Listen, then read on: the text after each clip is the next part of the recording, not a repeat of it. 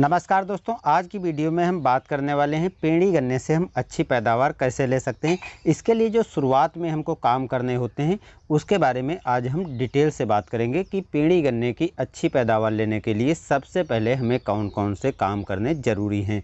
नमस्कार दोस्तों, मैं सतीश आपका STR खेती में एक बार फिर से स्वागत करता हूं। पेड़ी गन्ने की अच्छी पैदावार लेने के लिए हमको कुछ विशेष काम करने रहते हैं। इसके साथ साथ दोस्तों एक बात को आपको ज़रूर ध्यान रखना है कि जो पौध गन्ने में जितनी हम उर्वरक आदि देते हैं उसकी लगभग दोगुनी मात्रा में हमको उर्वरकों को पेड़ी गन्ने में देना रहता है, तभी हम पेड़ी गन्ने से भी काफ़ी अच्छी पैदावार ले सकते हैं।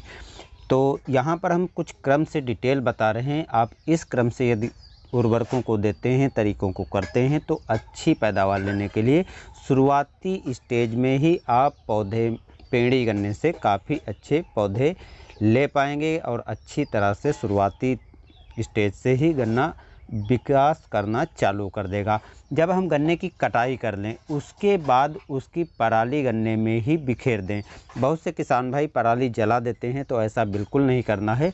जो पराली होती है, जो पताई होती है, उसको हमें गन्ने में बिखेर देना है।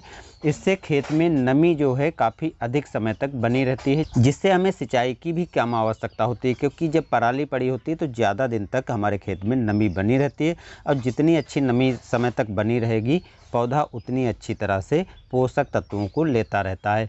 दूसरी चीज़, कटाई करने के बाद खरपतवार हैं तो उनको निकाल देने चाहिए। निकालने के लिए आपको एक गुड़ाई ज़रूर कर देनी चाहिए और गुड़ाई करने से आपका लाभ होगा, जो इधर उधर जड़ें एक्स्ट्रा होती हैं वो भी कट जाएंगी, पौधे में जो वायु संचार है वो भी काफ़ी अच्छे ढंग से होगा और इसके साथ साथ जो है खरपतवार भी दूर होंगे। और जब हम सिंचाई करेंगे तो पौधे को पानी की मात्रा काफ़ी अच्छे से मिलने लगेगी, जिसके कारण नई जड़ें विकसित होंगी और जब नई जड़ें विकसित होंगी तो पौधे को पोषक तत्वों आसानी से पहुंचाने का काम करेंगी। तो ये काम भी आपको ज़रूर करना है और उसके बाद आपको सिंचाई करना है। सिंचाई करने के तुरंत पहले आपको उर्वरकों को दे देना है, क्योंकि पेड़ी गन्ने में यदि बाद में सिंचाई करने के बाद उर्वरक देते हैं तो पौधे को वो जल्दी नहीं मिलती है, जिससे आपकी जो उर्वरक है वो उतने अच्छे से पौधे को नहीं मिल पाएगी। तो सिंचाई करने के पहले आपको उर्वरक देना है। उर्वरकों में यदि आप DAP ले रहे हैं तो 50 किलोग्राम DAP लेकर के और एक बोरी आपको यूरिया साथ में मिला करके बुआई कर देना है। NPK ले रहे हैं तो 70 से 75 किलोग्राम NPK ले लेना है और बुआई कर देना है। उसके बाद सिंचाई कर देना है और सिंचाई करने के कुछ समय के बाद जब उसमें पैर आसानी से थमने लगे तो आपको ग्रोथ प्रमोटर दे देना है। लिक्विड ग्रोथ प्रमोटर लेना है, उसकी 250 ml मात्रा लेकर के और स्प्रे कर देना है। और एक चीज़ दोस्तों और है कि आपको सिंचाई करने के बाद में कार्बनडाजिम 50% का भी स्प्रे करना है। इसकी 500 ग्राम मात्रा लेकर के 1 एकड़ में स्प्रे कर दें।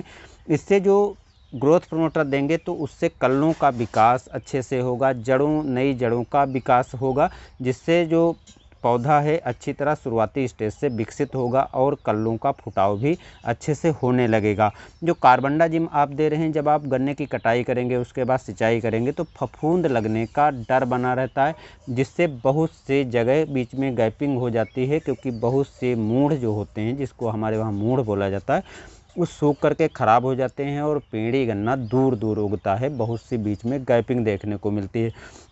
तो कार्बनडाजिम देने से फफूंद जनित जो बीमारी है वो नहीं लगेगी, यानी आपके मूढ़ ज़्यादा सुरक्षित रहेंगे और उसमें फफूंद जनित बीमारी से भी बचाव हो पाएगा। तो कार्बनडाजिम को भी आपको देना है और ग्रोथ प्रमोटर भी देना है। ग्रोथ प्रमोटर से गन्ने का शुरुआती स्टेज से ही विकास होना चालू हो जाएगा, यानी जड़ों का अच्छी तरह विकास होगा, कल्लों का भी अच्छी तरह विकास होगा। उसके बाद जब आप अगली सिंचाई करें तो अगली सिंचाई करने के बाद 19-19-19 उर्वरक का स्प्रे कर दें और साथ में सल्फ़र का भी स्प्रे कर दें, क्योंकि यदि पीलापन दिखाई पड़ रहा है तो आपको सल्फ़र का भी स्प्रे कर देना चाहिए। इससे जो फफूंद फैलने का खतरा होता है वो भी बच जाता है और सल्फ़र जो है यदि कमी है तो उसका भी असर ख़त्म हो जाएगा। तीसरी सिंचाई में आपको वही काम करने हैं जो आपने पहली सिंचाई में किया है, क्योंकि हमने पहले ही बताया है कि पेड़ी गन्ने में पौध गन्ने से लगभग दोगुनी उर्वरक लगती है। तो तीसरी सिंचाई में जब आप उर्वरक का यूज करें तो उर्वरक में आपको एक बोरी जो है DAP ले लेना है या NPK ले लेना है। NPK इस बार 70-80 किलो नहीं लेना है, एक बोरी ही रखें और इसके साथ 40 से 45 किलोग्राम यूरिया मिला करके और बुआई कर देना है। उसके बाद सिंचाई कर देना है। इस प्रकार से जब आप इतना काम कर लेंगे तो पेड़ी में जो कल्लों की संख्या है वो भी काफ़ी अच्छी होगी और कल्ला शुरुआत से ही मोटा चलेगा। मोटा जितना कल्ला शुरुआत से चलेगा उतनी ही पैदावार आपको अच्छी मिलेगी। और ग्रोथ प्रमोटर आदि जो आपने दिया है तो इससे शुरुआती स्टेज से ही गन्ने का अच्छी तरह विकास होगा और पेड़ी गन्ने से भी काफ़ी अच्छा आप उत्पादन ले सकते हैं। तो दोस्तों, पेड़ी गन्ने पर यदि आपको और भी वीडियो चाहिए तो हमें कमेंट में बताइए, तो उस पर और भी हम वीडियो लेकर ज़रूर आएंगे। तो आज की जानकारी इतनी ही, मिलते हैं नए वीडियो में। जानकारी कैसी लगी ज़रूर बताइएगा। धन्यवाद।